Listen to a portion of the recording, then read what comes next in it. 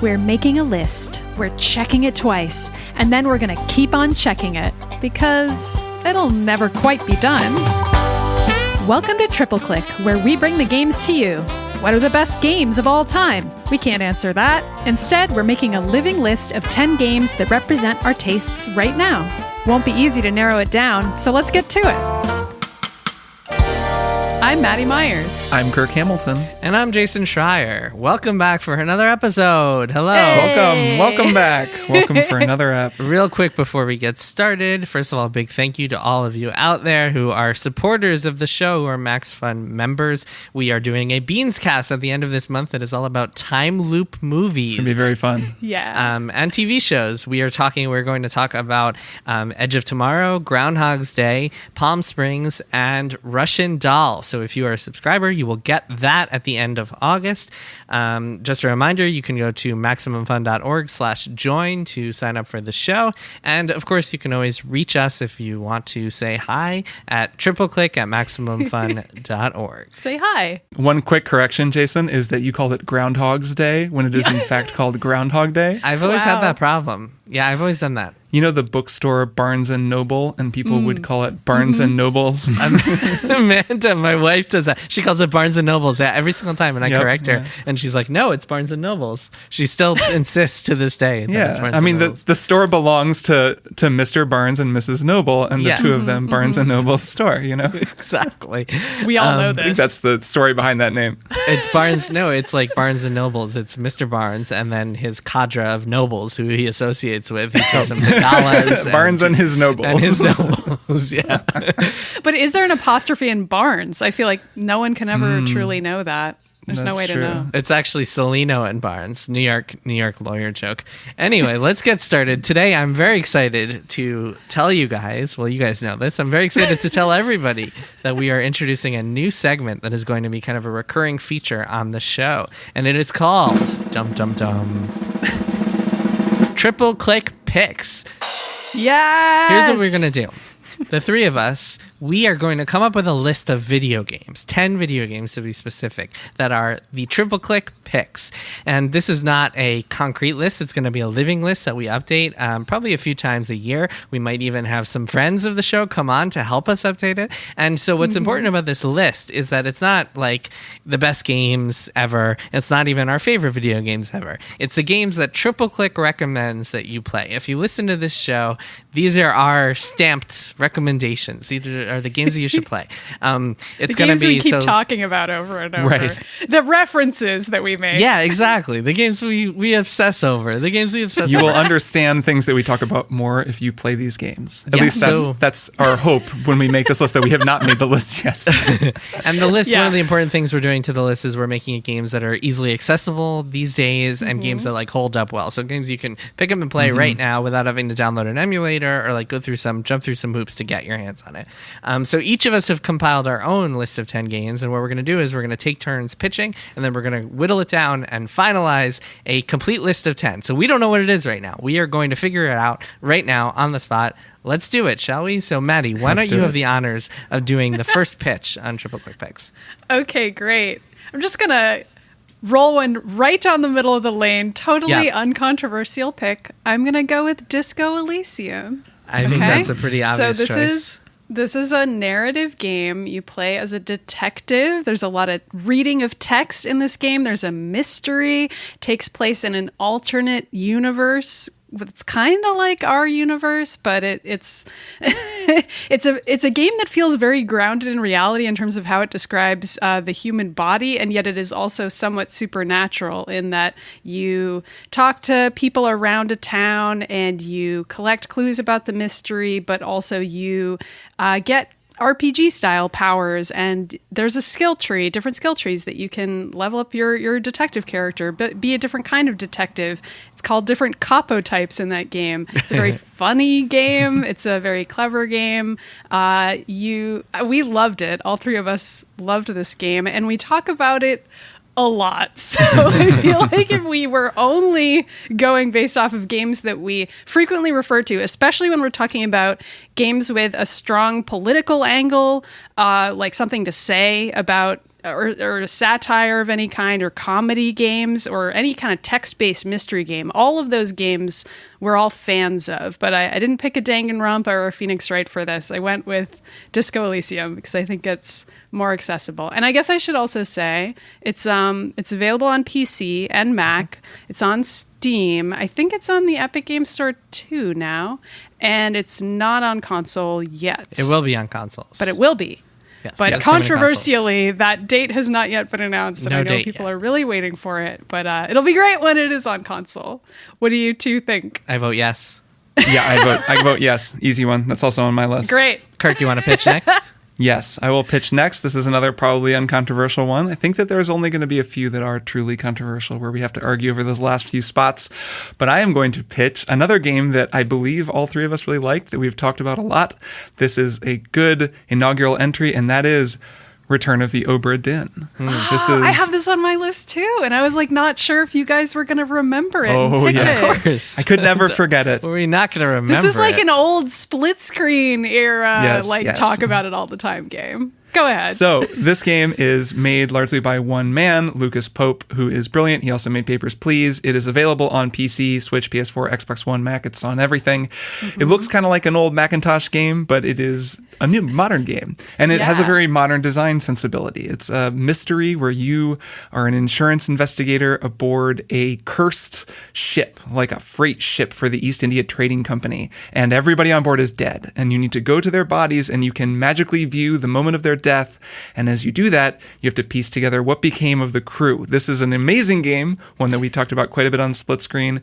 Would be a fun one to do a Beans cast or something on, maybe like in the future. maybe someday. Yeah, one day. I'm just thinking of that right now because it would just be, it's so cool to like Yeah. replay it from the beginning and kind of solve it all. It's a mystery game unlike almost any mystery game I've ever played because the solving of the mystery is the whole game. And there's no, it isn't like LA Noire or something where your character does so much of the work and you're kind of just doing shorthand. Like you are doing mystery detective work. You're just It's a writing stuff puzzle. down. Yeah. It's a big logic puzzle. That's the best way to think of it. It's like it's one of those puzzles where you have the chart, the columns and the rows, and it's like this girl is wearing a blue dress, and then Right. this dude has a pink hat, and you have to figure out all the different. Or like Guess Who or something, but much more multifaceted Yeah. than that. I do think a lot of people don't like those kinds of puzzles, and I think that this game stands apart from those only because you are inside of the puzzle and you walk Right. around in the world and you see everything yourself. and there isn't just one way of figuring it out. There are a lot of different clues you can find. It's Yes. non-linear. But it's Yeah. it's less abstract than just sort of reading a paragraph about people sitting at a table eating and like spilling wine and stuff. Yeah, It's like yeah. you are on this cool pirate ship, or not a pirate ship. You're on this cool ship and there's wild stuff happening, and the music is Yeah. really cool and the atmosphere. So It's also another supernatural mystery game, Yes, yes. mysterious world too. So that's part of what is so cool about that and game. a great story that you uncover. So I love this game. I feel like the two of you also like this game. So I am rules. I am submitting This it. is so easy. There's no debating at all. It was my favorite video game of 2018, like straight Yeah. up favorite. So I think that's a pretty easy show-in. Okay, so it sounds like you were both a yes Yeah. on Return of the Obra Dinn. This Okay, list is so going to be that's- 1,000 entries long. Let's keep Okay. going. I'm going to throw another softball down the middle and give Great. you guys Hollow Knight, which is a video game that is on PC and consoles. Of course. It is it's a Metroidvania in that it's a 2D platformer. You go around, you play as a little bug with a nail who he uses as a sword. He or she, they use as a sword. You go around, you slash things with your nail, you collect secrets, you collect powers, you find secrets, you find secret passages. You uncover this like incredible evocative lore that gets more and more interesting as time goes on. It's basically it's probably the best Metroidvania out there. It's one of my favorite games of all time. What do you guys say? Hollow Knight? Does that make the list? Yes, obviously. Good game. Cool game. Yeah, one of my favorite games ever. Absolutely beautiful to look at and experience, top to bottom. Great Let's video keep game. moving. Maddie, what you got next? Okay, here's my pitch for you two. Assassin's Creed Origins. So I Origins. knew we wanted to pick an Assassin's Creed game, and I wasn't sure which one you two would choose, but this is my favorite Assassin's Creed, and I feel like it's paved the way for an Odyssey and presumably also a Valhalla. I feel like it scratches the itch that those games want to scratch these days in their current era of you're going around doing some chores and you're kicking some ass, but mostly you're just being a cool do-gooder assassin. I feel like Bayek is a really strong character. I'm honestly a little bit sad that the Assassin's Creeds have gotten away from that like really strong character and instead having you be either the male or female character and whatever. We could get into the politics of why they wouldn't just have a female lead, for example, and just have them be a well-defined character that the story was about. But that's not where I'm going with this. Well, you bringing that up makes me feel like Origins. I feel like it has a knock against it now that we've learned that it does have a knock against it. We're supposed to be playing as Aya for a big chunk of the game. That's true, and yet I still feel that it is a stronger, cohesive game than Odyssey is, because although it is about Bayek, and I could criticize that in a different episode of the show, maybe we'll do an Origins Beans cast someday, who knows. I still feel that it's a yeah, by the way, this is an announcement of 10 Beans cast, just a separate thing. But I still feel like Origins is a more cohesive game, and that's its strength to me. And I really enjoyed Bayek as a character playing it, and that's why it would be my pick. But I could see an argument for Odyssey, potentially. I could see an argument for other Assassin's Creeds. So we could put it down as a maybe or even a no, depending on what you two say next. Well, let's do it. We have to vote. Your vote is yes. Kirk, what is your vote? I vote yes. Ooh, I vote no, but because it's 2/3 rule here, it gets on the list for now. So what we're gonna do is we're gonna whittle this down a little bit later. So let's keep moving and get through some more votes. Yep. Cool. Kirk, pitch us. Okay, my next pick is I went with something a little bit less totally safe, or at least I don't know how you two will feel about it, but it's one of my favorite games of all time, one of the greatest video game soundtracks of all time, and that game is Undertale. This is a role-playing game with a beautiful story. It is available on just about everything, I think. It's on every platform, PC, PS4, Xbox One, Switch. It is another one that is largely the work of one person, Toby Fox, though, of course, other people worked on the game too. And it is a really revolutionary game in a lot of ways, and one that informs how I think of RPGs and definitely how I think of video game music. Fox also composed the score. It has unbelievably good music, and its notable attribute is it looks like an old JRPG, like it looks like Earthbound. And the whole game, you're this young person who is dropped into an underworld or like underground kingdom of monsters. And you can do battle with all the monsters and make your way through the world and do lots of, combat. But each fight is unique, and you never have to do combat. So the whole hook of the game is you can actually talk to the monsters. So this is the first time someone has made a game that's full of monsters that you can fight your way through, or you can just talk to them and you can find out what's bugging them and why they're attacking you, and you actually can get to know them. And then there's these really dramatically branching stories. It does all this like subversive stuff with save files and different endings and fake out endings and glitches and breaking the fourth wall. It's a super, super creative game, a very groundbreaking one of my favorite games of all time. And I'm putting it forth for a triple click pick. What say the two of you? Maddy, what say you? This is tough because I agree with everything you said. I think it's a very groundbreaking game, but I also don't know if I consider it a triple click pick. Maybe we should talk about Undertale more often, but I feel like we almost never have. Maybe you two talked about it like way back in the day when you had a show without me, though. Yeah, I guess we did. When we played it, perhaps qualify it. Jason, what do you think? I'm leaning no on this. For the music alone, yes. The music is great. I could be convinced. Yeah. Okay, we can put it through then, I guess, if that's the two of us. I'm adding it to the prelim list for now. The prelim list is going to be a little longer, and then we'll whittle it down to 10. So I'm going to make another easy pitch. Outer Wilds, one of the greatest games ever made, a game about exploring space and finding out the secrets behind a race of aliens who has disappeared. This game is incredible. It's got another one with amazing music. It's got vibes and tones that no other games have. It's got a time loop, going along in the theme of this month. It has a time loop. Your job is to figure out why the world keeps ending, or why the universe keeps ending every 22 minutes. It's amazing. I almost don't want to say more, but there's all you do in this game is explore, which is why it's so perfect. Got a feeling that you two will agree with this it's one. on my I'm list. a big no on this one. No, just kidding. This is one of my favorite games ever. Yes, this is a total yes from me. Clearly we like mystery games.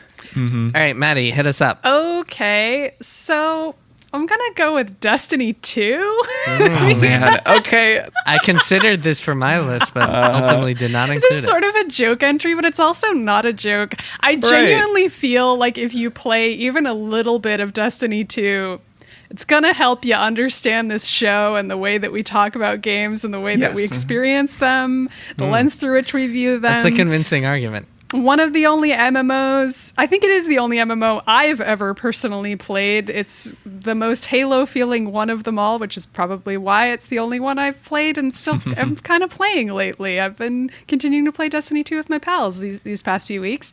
And there ain't much to it, but it's gorgeous to look at, and it is really fun to play with pals. And it's also a 3-player game, so it has that triple click spirit by default if you want to do a strike with a couple of pals. So that's my pitch. My initial reaction was no, but you've convinced me, Maddie. So yes. I thought about it as well for the same reasons you just said, Maddie, that I don't play it anymore, but at the same time, like, it's not just that I've played it so much and that, of course, we joke about how Jason and I used to be so addicted that our last podcast was basically a Destiny podcast.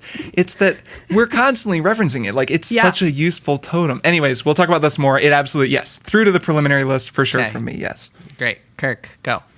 Oh, I get to go. Okay, this one's easy. Bloodborne. Sold. I just want to say I purposefully didn't put Bloodborne on my list to clear up space because I knew the two of you would choose it. That was smart. I should have done more of that. Because a lot of mine have overlaps. No. That kind of social engineering is very dangerous. It could have all gone wrong for me. Right, then we don't have Bloodborne on our list. 2-sentence pitch for Bloodborne, even though we both voted it in already. Okay, 2-sentence pitch for Bloodborne. And also say what platform it's on. Yeah. You fight giant Cthulhu monsters with a cane that turns into a whip. That's all you need to know. It's on PS4. It's a PS4 exclusive. It's a Souls-like by From Software. It rules super hard, and I love it, and I've played it multiple times and could play it for basically forever. I made Jason play it when he lost a bet to me a couple years ago, and now I think he likes it too. I played the beginning of it to be a good sport. Never beat it. Sometimes I look at it on my shelf and feel guilty about it. It's Maddie, you know my story behind this, right? Like I played for like 10 hours and never really got into it. And then once Kirk forced me to. Oh, I know. I just got to get past that. Yeah. Once it clicked for me, I was like, wow, this is one of the best games I've ever played. Anyway, let's keep getting through because we're going to have to do some fighting to get this down to 10.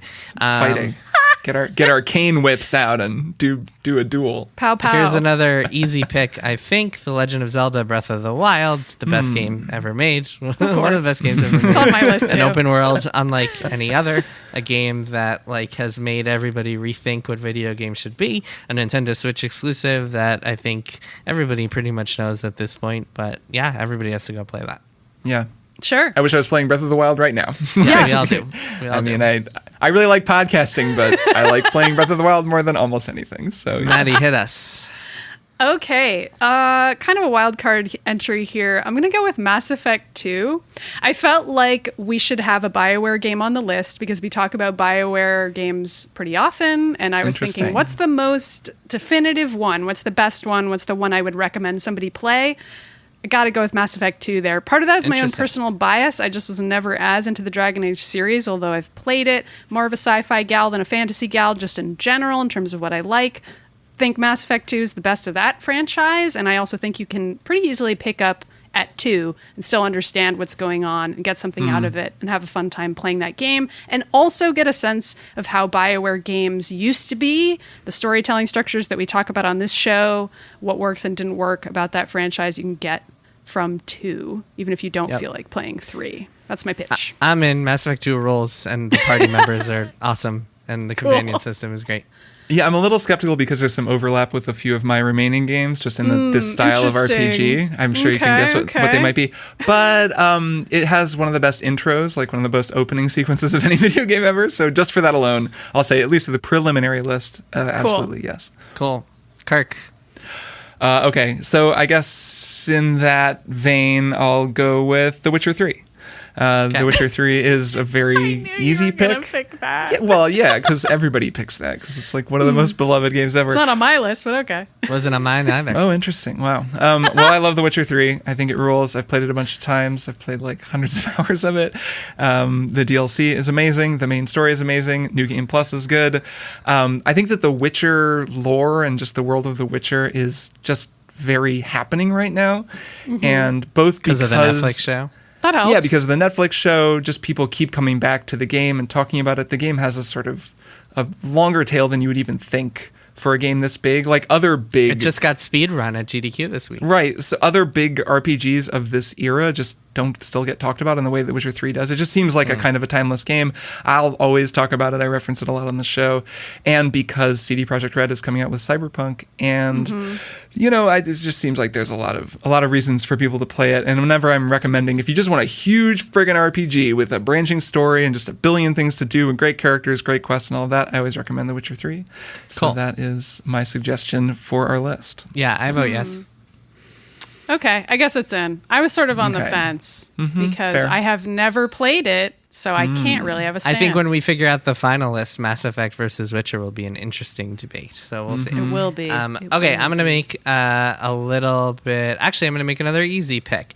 Divinity Original Sin 2, which is Sure. one That's of what it my would be. favorite RPGs. And where Kirk says The Witcher 3, if someone asked me for a meaty RPG to play, I would actually say Divinity first because I think it's brilliant. And one of the things that makes it so brilliant, in addition to having just great writing and characters and all the stuff you would expect from RPGs, is that every single battle really matters and the stakes are super high and you're constantly making smart decisions, as opposed to most RPGs where a lot of the time you're just grinding or mindlessly hitting the slash button or whatever.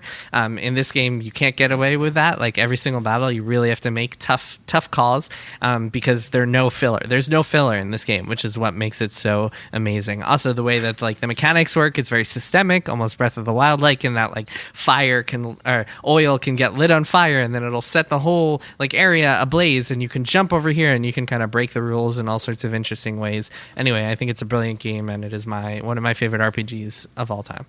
It's on PC and consoles. Yeah, I mean, this is one of my favorite games ever, and it's on my list too. So, yes, it's a yes for me. Yeah, go ahead. Cool. Maddy, you're up. Okay, I don't know if it's going to make it given the lineup we have now, but I actually put Skyrim on my list, as in the Elder Scrolls, because we talked Interesting. about it. We did one of those, which games define the decade episodes a while back, I think in the It's very split screen fun. days. And Skyrim was one of the picks. I think, Jason, you picked it. I can't remember which of the two Yeah, you did. I did. Yeah. But yeah, and I thought your argument back then was pretty good. And I was like, we do talk about and refer to Skyrim a lot on this show, and it feels It's like definitely a touchstone, a cultural touchstone. strong foundational fantasy RPG. I sort of put it in a similar category to Mass Effect 2 on my list, where I'm like, just to understand what we talk about, playing just a little bit of Skyrim would help a budding young gamer. Yeah, I mean, The Witcher and Breath of the Wild both wouldn't exist without Skyrim, so that's totally right. fair. But because those games are on this list, I'm almost unconvinced by my own argument that Skyrim needs to be there. Interesting. But nonetheless, it is my pitch. It's a tough call. I get that. is. I definitely say yes to the preliminaries only because Yes. I think we have some interesting RPG decisions to make. Yep. We when do. it comes to that. We So do. far, every single game has made it to the prelims, but that's fine. So far, we have 13 It's because we're being too nice to each other. on the list. Now we're learning. I think that that doesn't surprise me for this process because now we need to do cuts. Plus, there's a lot of overlap. I only have one game left, actually. Oh, As do perfect. I. Okay. Oh, I have 3 left. Okay, you guys go. Okay, nice. So I will go. How about I'll go, Maddy? You Let's all say our games at the same time. Yeah, yell them all. count of 3. Okay. So my last game is Hitman 2, which is Ooh. a game that I course. love and do talk about Smart a game. lot. It is, speaking of systemic games, a very systemic game. It's endlessly funny. There's a new one coming out. These games are always going to come out, and I think everyone should play them. And I just think it's great. So Hitman 2 is on PC and consoles, or PS4 and Xbox One. I don't believe it's not on Switch. And it's, you play the bald guy who dresses up like a clown and murders people. That sounds darker than it is. You also dress up as a chef or a pizza delivery guy, or you dress up as anybody. It's a costume. Anything to murder people. It's a costume game. Yeah, It's a dress-up murder game. It really is. So Cool. you... But you only murder people who deserve it. Yes. murdering randoms. You are penalized for murdering randoms. You can murder randoms if you want, because this is a purely systemic game. Everything is systemized and sort of simulated, and you just have a little sandbox to walk around in. And the fun of the game is figuring out these very creative ways to solve problems. It's so well made. These new ones, they're constantly updating it, where it's like, you have to get to this one person, but you can only use this one method of killing them, and it can only happen right here. So you have to really carefully plan out your strategies. It's a very smart game, very good game. I like Divinity Original Sin 2 for a lot of the same reasons. Just I like games where it's different every time and you can kind of do one scenario over and over and over again and you never know what's going to happen. I love it. It's one of my favorite games ever, and I'm putting it forth for our list. Okay, cool. My next pitch is Baba Is You, which is a brilliant little puzzle game about moving words around and creating rules. It's basically like rudimentary programming. So if Baba is you move Baba out and replace it with the word rock, then suddenly rock is you, and you get to control a rock. And you're a rock.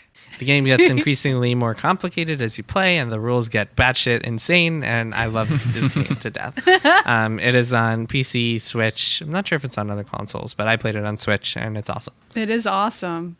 I'm down to get it through the prelims. I don't know if it's going to make it all the way. I do love that game, but it has some stiff competition. I have my doubts, but yes. I guess it's my turn for the last one. Yep, Yes, your last for one. your For last my one. last one. I And do then I not have a think couple you two more. will vote for this, but because it's me, I put Tomb Raider, the 2013 reboot on here, which was the game that I chose as the game that defined a decade unexpectedly, but I stand by it. I feel like it was the game that made female protagonists seem bankable. It was the game that made bows and arrows seem cool in a game and also bankable and super, super trendy. It took a lot of Metroid Prime feeling, re-exploring an area again, but feels a lot better to play than the Metroid Primes, which I love, but which don't hold up as well as that game does. And it also led to cool, gritty reboots of past properties like God of War. I think you can draw that line and have that be an argument that's made. But I also know that I'm the main person who refers to Tomb Raider on this show,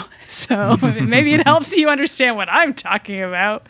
But I'm gonna give you a yes, but one argument against it is that Rise of the Tomb Raider is better. No, I don't think it is. No? I think I don't know. I haven't played the 2013 one. I've only played Fair Rise enough. of the Tomb Raider. Okay, I think the 2013 one is the strongest of the three. Controversial, perhaps. But No, I agree with you. I think the story in particular, because the story of her becoming, who she is going to be, like Lara Croft becoming Lara Croft, is a great story. And the first one tells that story really well. Yeah. Rise is a little more lost narratively just because it's sort of weird in the middle. It's a great game. I actually love Rise. I've played that game. I think I played that game twice. It's fun to play, but I wouldn't say that it's as fun to experience the story of that game. But yeah, that's my argument. I'm a yes. I think that's Okay. a cool pick. Wow, thanks, guys.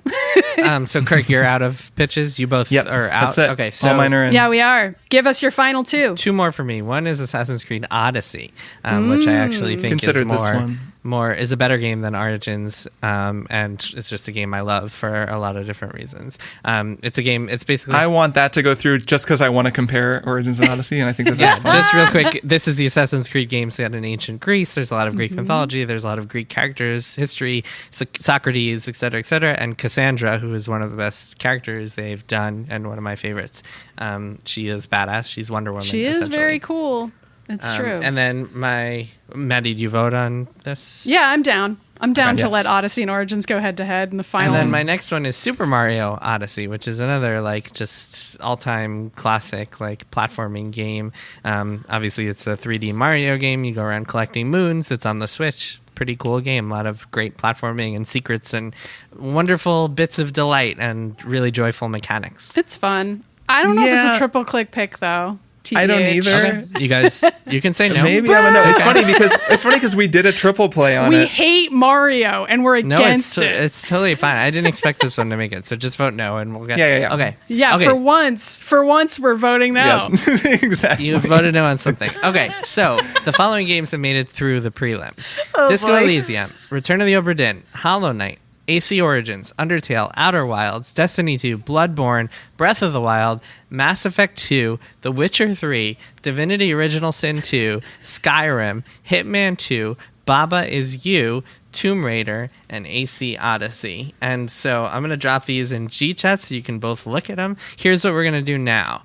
each of us will nominate one to cut.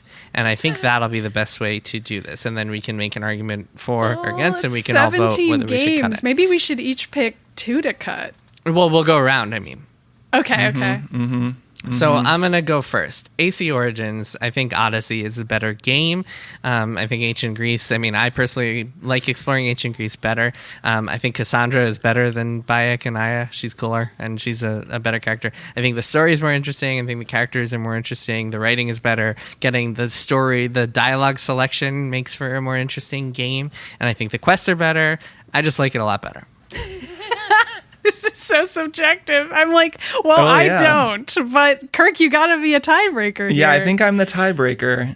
And I'm trying to think which one I like better. I won't be mad because they're both great games. Well, no. So this is just a vote to cut Origins. So you don't have to decide which you like better right now. That's a good point. I think that's as useful of a way to think of it as any. I think that for me, when I think back to Origins, it had enough issues just in that, like the way that the leveling worked, the way that you couldn't like always kill people, the way that they didn't have like some of the stuff that they introduced in Odyssey, the boats, the mercenary thing where there's this kind of Shadow of Mordor nemesis system. Yeah, I think the Odyssey was just a more interesting game, and I really do like Bayek, and I like Origins more than I maybe initially did over time, but I like Odyssey better. So I would think that Odyssey doesn't even necessarily have a shot with me, so Origins is a cut for me. Okay. Fair enough. Okay, so that's our first cut. And Odyssey might not even live. Very mercenary. Right. Well, yeah, right now, if you want, you can vote to cut Odyssey. So, Maddy, why don't you take a cut? I'm going to vote to cut Undertale. I stand by what I said before. I feel like we never talk about it. It's not to say I don't think it's a groundbreaking game. I just don't think it's a triple click pick. And I think it's one of the weaker entries on this list for that reason. What do you two say? It's tough. I mean, it's your pick, Kirk, so I'm really just trying to convince Jason. Well, at the same time, looking at this list, I'm kind of convinced by your reasoning. Like, it's a great game, and it's one of my favorite games, and I love it, but you're right that we don't really talk about it that much, and while I think everyone should play it, and everyone listening to this episode, if you haven't played Undertale, go play Undertale. But check it out. It's a cool game. Yeah, I actually think that maybe looking at this list, it doesn't need to be there, so maybe you've convinced me about my own pick. Fair enough. I also know that this list is 17 entries long, and we just eliminated 2 of them. So it's really got to be 10 games that Triple Click recommends. I mean, this is not easy, folks. No. These are all good games. You could play all 17 of them. Kirk, you get to cut next. Okay. I am going to suggest cutting Baba Is You. I think that game is just a little bit is a little bit of a weakness compared to some of these other ones. I agree. It's a great game. I loved it and thought it was so clever, but at the same time, just knowing that we need to make some cuts, it seems like a better cut than some of the other ones. So I'm going to go with that because it's an easier decision. Maddy? I'm in favor. Maddy's on board. You're in favor? Sounds like I say aye. Baba is cut. Okay. Okay. All right, okay, 4 to go.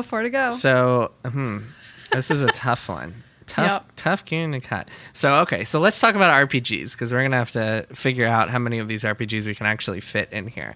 I think...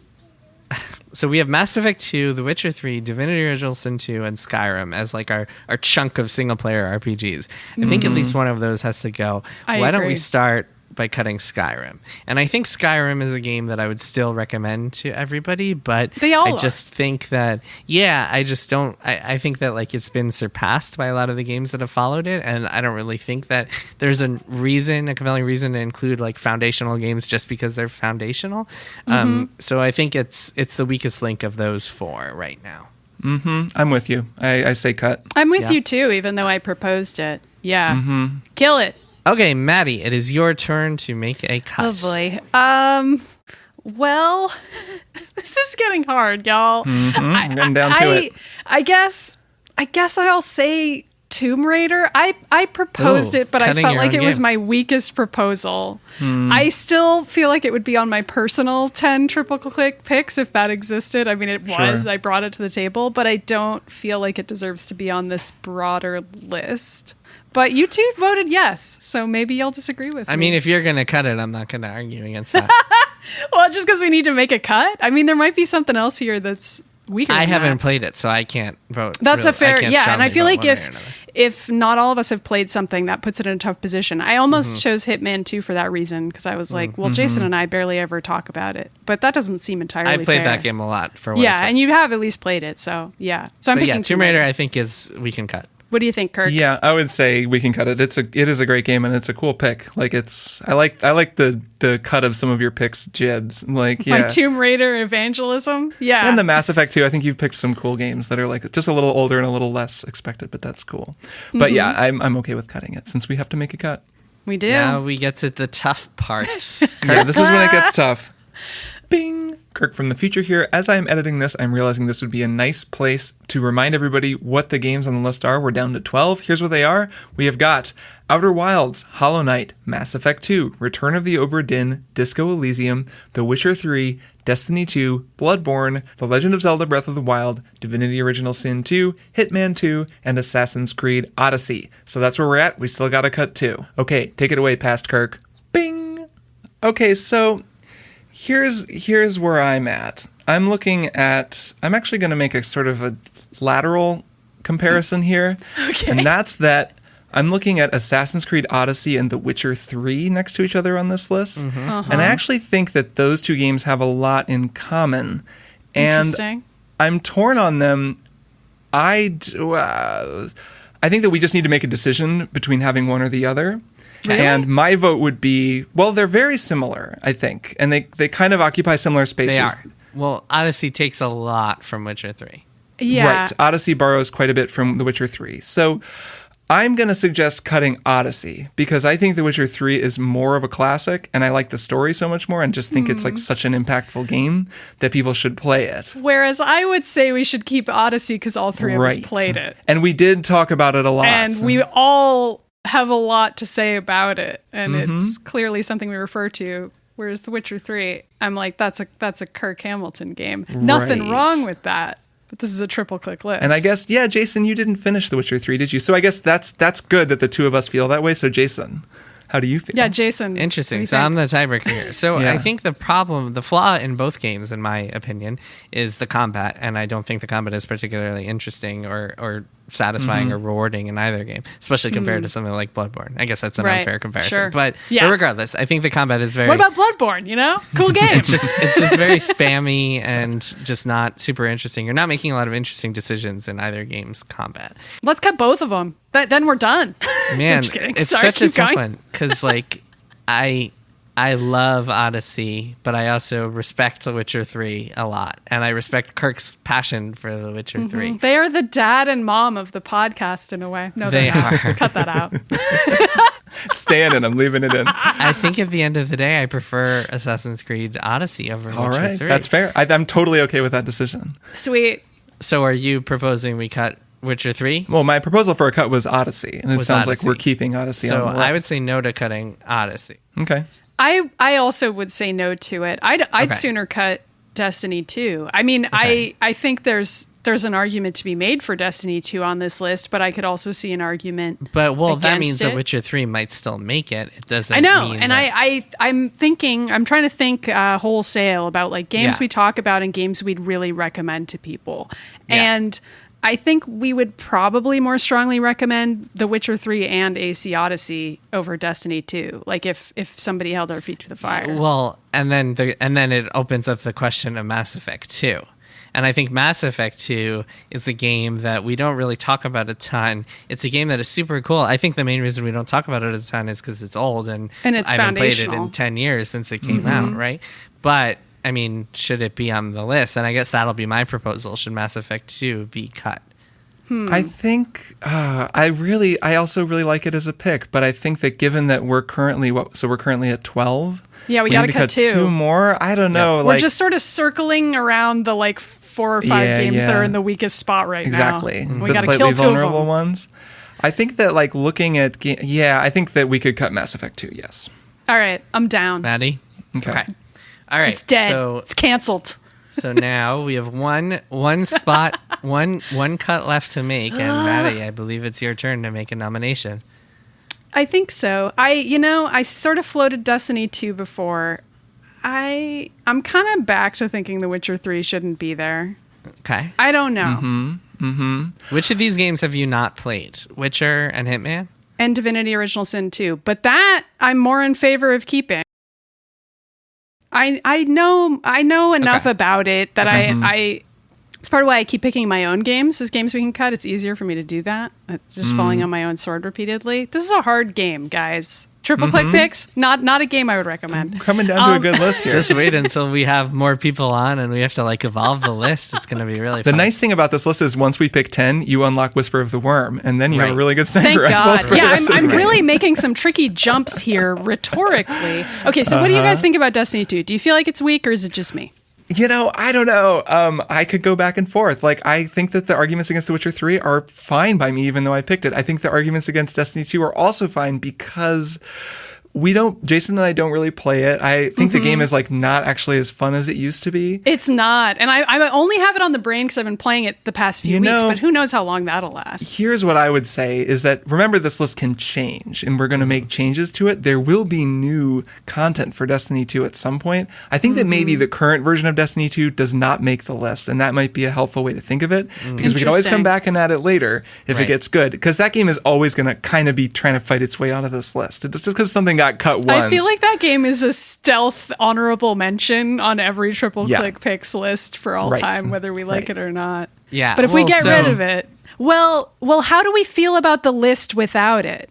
Do we feel like the list is done without it? Well, I'll read the whole list in a second. But one argument in favor of Destiny 2 is that like it's the go-to game for us. Like if we're going to be like, hey, let's stream a game, we like jump on Destiny 2. Like it's a game where you can just kind of pick it up, or any of the three of us can pick it up and just like have a good time playing for a while, which isn't necessarily true of a lot of other games. And I think even though the end game has kind of been a mess for a while, and like none of us have kept up with our power level and our like rating and stuff like that anymore, I think there's an argument to be made that like few games have just like that pick up and play feel, and like you can jump in and hang out with your friends, and Maddy's been playing with her friends, and Kirk, you and I play with our group, and like could jump in. Like we could send a group text right now and be like, hey, you guys want to catch up and play some Destiny? And it also adds some diversity in game type to the list, which if that's something we care about, then I feel like The Witcher 3 and AC Odyssey are kind of in a weaker position. Yeah, I do think maybe it's a better idea to cut Witcher 3 or Odyssey because we're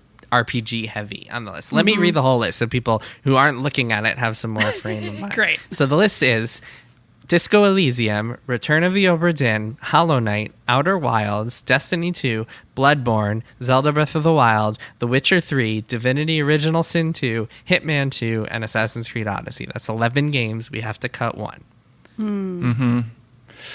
Terrible. Tough call. Terrible. Tough call. 11 awful games. How can we They're all ever bad. decide? I'm gonna float cutting The Witcher 3.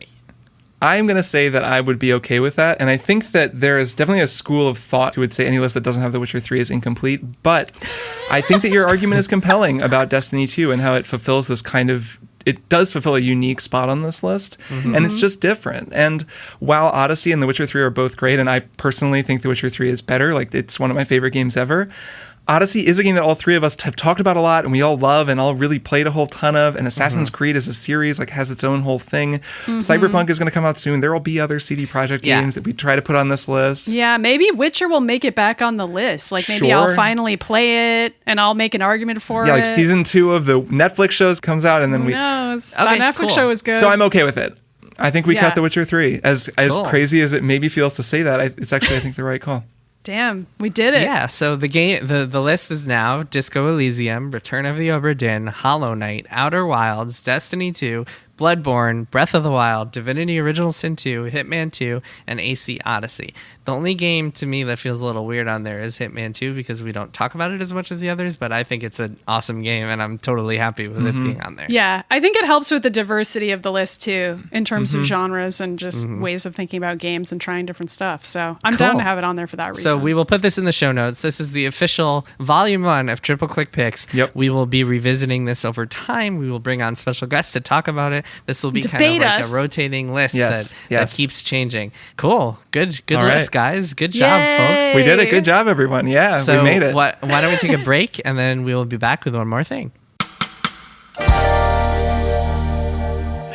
One 1, 2, 1, 2, 3, 4.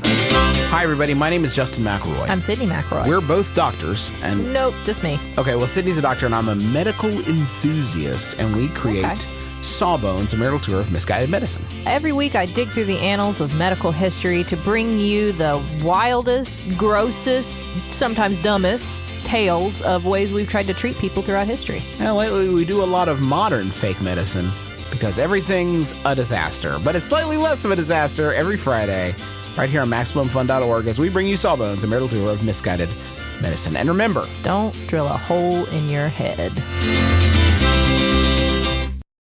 Hi, I'm James, host of Minority Corner, which is a podcast that's all about intersectionality. It's hosted by James with a guest host every week. Discussing all sorts of wonderful issues, nerdy and political. Pop culture. Black, queer, feminism. Race, sexuality. News. You're going to learn your history, their self-empowerment, and it's told by what feels like your best friend. Why should someone listen to Minority Corner? Why not? oh my God, free stuff. There's not free stuff. The listeners of Minority Corner will enjoy some necessary LOLs, but mainly a look at what's happening in our world through a colorful lens. People will get the perspective of marginalized communities. I feel heard, I feel seen. Like you said, you need to understand how to be more proactive in your community, and this is a great way to get started. Join us every Friday on Max Fun or wherever you get your podcast. Minority Corner, because together we're the majority. And we are back. Kirk, Maddy, it is time once again for one more thing. Kirk, why don't you go first with a very fun game? Yeah, sure. So my one more thing is Fall Guys, which has been out now for a couple of weeks. This is a game that's on PC and PS4, made by Mediatonic. It is a battle royale style game, though much simpler than a battle royale game like Fortnite or PUBG. You can actually play this on PS Plus, which is, I think, one reason that a lot of people have been playing it. Basically, you control a sentient, like, rubber chew toy, and you and 60 other people compete in a rotating series of challenges where a certain percentage of players get eliminated each round, and then you try to make it through to the end to win. It's really snappy. It's really simple. There are only 3 controls. You move around. You can grab onto other players. You can jump with the jump button, and you can dive. And that's really it. It's a lot like Mario Party minigames. That's a good way of thinking about it. Yeah, that's a good way of thinking of it. It's a beguiling and simple game. It's like a very direct pleasure. I think I really understand why it's so popular right now. It's just fun to play. Like Emily and I played together on the couch, just handing the controller back and forth. It's frustrating and ridiculous, but it's so low friction and low impact. You lose, and who cares? That's the thing. It's so easy to jump in. Yeah, and it's so quick, and it moves very snappily, and yeah, I love it. I've been playing it. It's so hard, though. I can't get past like 3 rounds. I feel like I will eventually, but yeah, awesome game. I really like it. I can see why it's so popular. It's like exploded in popularity. It's also, I think, a really fun streaming game. Oh, It's fun to watch. Yeah, I've only watched people play so far, and that in and of itself is super fun. Pretty much as fun. Whenever I lose, you can stick around and spectate, and usually, you can just quit right out, go into a game, but sometimes I'll just stick around and be like, I don't know, I'm going to see how this shakes out. And it's fun, man, when people are doing, the hexagon thing where you're like following levels and you're like watching the person trying to, like, you just follow one person and bet on them and hope that they're going to win. That's just pretty entertaining. So funny. And, so it's a great game, very fun game. The physics are what make it fun, because it's got a lot of like weird ragdoll-y, like these weird little rubber creatures like plop-ish. bouncing off of each other. It's good. Anyway, it's a great game. They're jelly beans, though. They're jelly That's beans. true. They are jelly beans. That's true. They're not chew toys. They're jelly beans. Anyway, fair. what's up with me? So I have been watching a show called Zoo that was sort of a cult favorite 3 years ago, like 2017 I don't know era. it. You guys ever heard of the show? it. I had never heard of the show in my life. My girlfriend watched it at the time. It was not popular at all, science fiction show. And it's like the perfect COVID show. So this is a show about an apocalypse. It's based on a book that I think was written in 2012. I don't remember what the book's called, sorry. But here's the premise of the show. Animals get infected with some type of virus that causes them to become hyper intelligent. All animals. And they all rebel against The novel has humans. the same name. Yeah, The novel great. is called Awesome. Zoo. Perfect. And so all of these animals everywhere, like cats, dogs, zoo animals, are all working together to just destroy all humans, and all of the humans have to find ways to survive in a world that is trying to kill them. And it is a patently absurd science premise. Like, the science of it makes no sense, which is very funny to me as a person with a father who's a geneticist, and like I know how wrong the science is, and that's very fun to me. But the reason why I like it so much is because the humans on the show largely act the way you'd think people would in this situation. Like, they're in a completely absurd situation. No one believes them. There are corporations that are working against them. The US government makes horrific, alarming decisions throughout this, and it's like very relatable to now.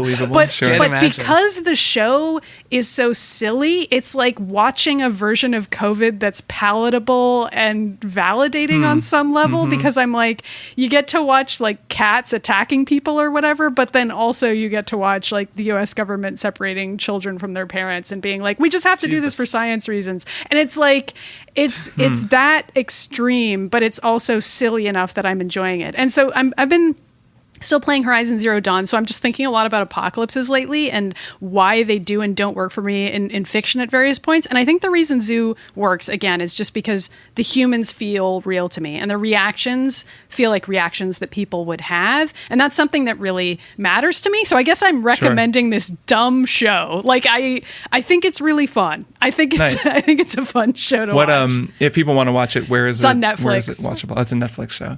It sounds good. I kind of want to check it out. So cool, Zoo. My one more thing is not this. I am watching Dark. I just wanted to give a shout out to all the listeners out there who have told us to watch Dark, because the show is incredible. I will talk about it when I finish it, because I'm not done yet. So instead, my one more thing is one of the biggest news stories of the year is last week, Epic sued Apple, and then Epic also sued Google. So a bit of backstory here is that essentially Epic's CEO Tim Sweeney has been criticizing both of these companies for a long time. He has had this vendetta against any store that takes 30%, which is one of the reasons the Epic Game Store exists and only takes 12%. And by that I mean the fee they take from developers who are selling on the store. 30% is kind of the industry standard. Apple and Google both do it on their phone stores. Epic came out and they said, hey, we're going to do this thing. We're going to violate their policy by actually selling our in-game Fortnite transactions directly through us. You'll get a discount if you buy directly through us. Apple and Google immediately pulled Fortnite from their stores. Epic had a lawsuit ready to go against both companies. So clearly this was like a trap they set that they had in the works for months.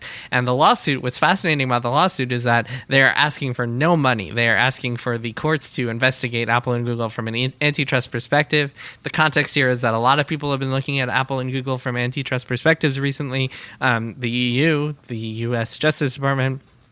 It is going to be fascinating. This is like super, super compelling stuff, because Epic is big enough to take on these companies and potentially like really take this all the way. Like, they are in this for the long haul. They are not looking to cash out with the settlement or anything like that. So we will see some really interesting legal battles between these three companies.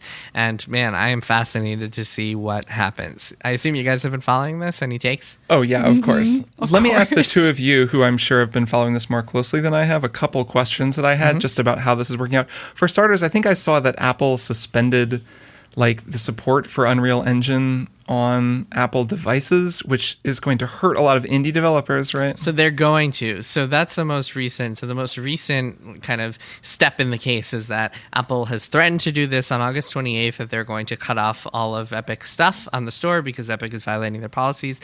Epic has filed an emergency injunction to the court to prevent that from happening. Because this is now going through the court systems and it's like officially a lawsuit, it's part of the legal Justice Department. Suddenly Apple can't just do what they want anymore. Like, Epic can potentially like get the court to step in and intervene with all of this stuff. So it gets really interesting, and we're going to start seeing hearings over the next week or so, because I believe the court is going to a hearing on this injunction on August 24th. So it's all about that part is going to happen very quickly. Interesting.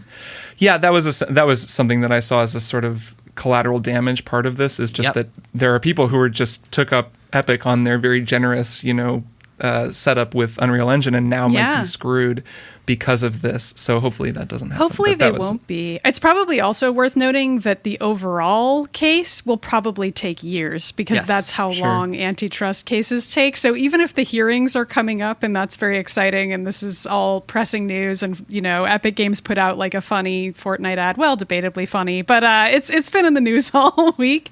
It's the outcome is not forthcoming and it will not be forthcoming. Correct. It will happen in years and then we'll find out whether Apple and Google are going to change their practices. Yeah, this is going to be a very long legal battle. But there will be interesting stuff that happens over the course of it. There will be various... There's going to be discovery process where maybe we'll see emails and interesting depositions and who knows what's all going to happen. Good stuff. Yeah, man, I'm so excited about this. Part of it is oh man, these two corporations are fighting over who is the worst corporation and who is the less evil corporation. But I think the legal drama and everything we get out of that story is going to be absolutely fascinating, compelling stuff. Mm-hmm. Also, one of the things worth noting is because this is going to be a very long process, they could get all sorts of judges. It could wind up in a Biden administration that it winds up going all the way up to the Supreme Court. Who knows what the Supreme Court will look like by the time 2-3 years from now? If this makes it all the way up the courts, will it wind up in a Supreme Court with a Biden appointee? There are all sorts of fascinating things that could happen as a result of this, and it is super compelling. I recommend people actually go and read the original complaint from Epic because it's super interesting and spicy. Yeah, I will. I haven't, but I will. Tim Sweeney, the CEO of Epic Games, has made this case that he is a warrior for the people here and fighting against these companies. That is the case he's made. I want to say that I think that stuff comes off as fairly smarmy to me. As much as I think that the take of just everyone sucks and this is all bad is also just overly simplistic. There's some smarm to how Epic is doing this. Like you, am very interested in the discovery, and just because Apple in particular, Google too, actually, they're both so opaque when it comes to this stuff that anything more we can know just seems like it would help more people. So I will be watching with close attention, and I'll totally go read the initial filing because that does sound interesting. Yeah, you should read the first page at least. It's much. It's like a dramatic live journal call out post of Apple. Extremely fascinating. It really has that energy. Nice. It's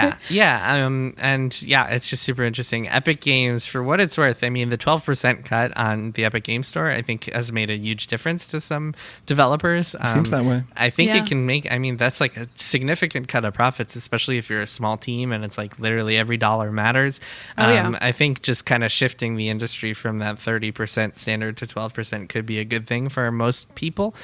So from that perspective, I mean, there's certainly no disadvantage to the customers or to any of us if stores decide to take less of a cut out of games. That is not something you should be rooting against for any reason. Stores, the argument on Apple's side is hey, we provide this great service, this Apple store has security and offers all these advantages to people, and so therefore we deserve 30%. But yeah, I mean, I think I don't know how much that part of the argument holds up, but I'm fascinated to see what happens. Yeah, I'm sure we'll be talking about it a lot more as it develops. Yeah, as more stuff happens. Cool. All right. So on that note, it is time for us to say goodbye. I'm excited about our first Triple Click picks. And yeah, Kirk, Maddy, see you guys next time. All right. See you next time. Bye.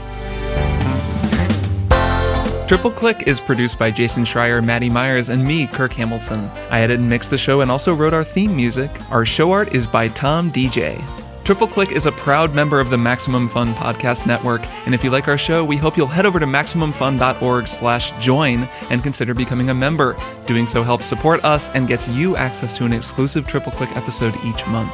Find us online at tripleclickpodcast.com, on Twitter at tripleclickpod, and send email to tripleclick@maximumfun.org. Thanks for listening. See you next time.